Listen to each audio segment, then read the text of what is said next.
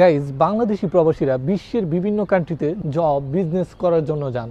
তবে আমার কাছে মনে হয় সবচাইতে লাকি তারাই যারা সৌদি আরবে জব অথবা বিজনেস করছে। আমি কাতার, দুবাই, মালদ্বীপ, পাকিস্তান ট্রাভেল করেছি। এই 4টা কান্ট্রি ট্রাভেল করেছি। সর্বশেষ সৌদি আরবে গিয়েছি, বিভিন্ন মানুষের মতামত নিয়েছি।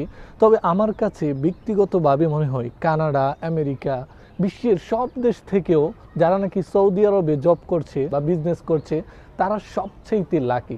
বিকজ হচ্ছে সৌদি আরব আল্লাহর ঘর, মক্কাতুল মুকাররমা রয়েছে। সৌদি আরব মদিনাতুল মুনাওয়ারায় হজরত মোহাম্মদ সাল্লাল্লাহু আলাইহি ইসলামের রওজা শরীফ রয়েছে।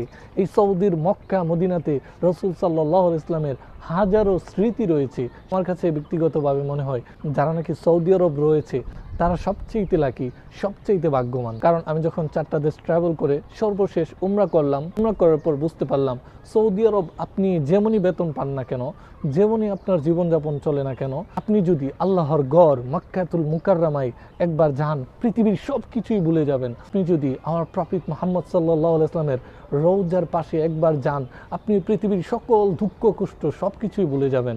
যাই হোক, তো কে কোন দেশের প্রবাসী অবশ্যই আমাদেরকে কমেন্টস করে জানাবেন, আর আমার মতামতের সাথে একমত হলে অবশ্যই কমেন্টস করে জানাবেন। Thanks for watching.